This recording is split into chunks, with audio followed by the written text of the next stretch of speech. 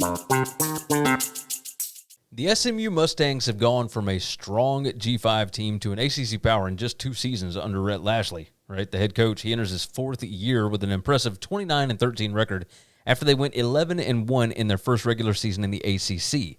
SMU posted back-to-back 11-win seasons in 23 and 24. They made it to the ACC title game. They earned a trip to the CFP playoff. But with that kind of success comes expectations. And now the question becomes, can the Mustangs run it back? Now, gone are some major contributors, right? Your backup quarterback, Preston Stone, who was last season's starter at the beginning of the season, he's now at Northwestern. You got top running backs gone, multiple wide receivers, most of the defensive front 6. But Lashlee worked the portal like a pro. He brought in wide receiver Yamir Knight from JMU, running backs T.J. Harden from UCLA, and Chris Johnson Jr. from Miami, and a trio of 300-pound defensive tackles. That includes Terry Webb and Purdue transfer Jeffrey Mba. On offense, Kevin Jennings is back at quarterback. He tossed 23 touchdowns, and he rushed for 5 more. His blind side, going to be protected by all-ACC tackle P.J. Williams, and the offensive line is stocked with Power 4 transfers like Addison Nichols from Tennessee and Zion Nelson from Miami. So the tight end duo of R.J. Maryland and Matthew Hibner, that's about as reliable as they come. The wide receiver room is going to need Jordan Hudson and some blue-chip freshmen to step up there. Defensively, SMU's secondary should again be elite, led by future NFL safety Isaiah Nwakobia. Did not say that right. You guys can correct me in the comments.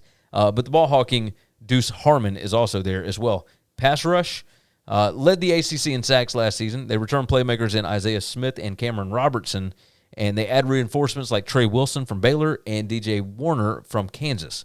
Linebacker unit has a bunch of experience. They've got Alexander Kilgore and East Carolina transfer Zakai Barker, but their depth is certainly going to be tested here. SMU was dominant defensively last year, but look, that was a veteran front that played against a really weak schedule. Repeating that success this season is going to probably depend on how fast the new faces mesh and whether or not they can punch up in games at Clemson and at home against Miami and Louisville. FanDuel currently lists SMU's win total at 8.5, minus 120 to go over. That's 54.5%, minus 102 to go under. They are plus 950 to win the ACC. That's an implied like 9.5% chance. They are plus 440 to make the playoff this year. That is only about an 18.5% implied probability.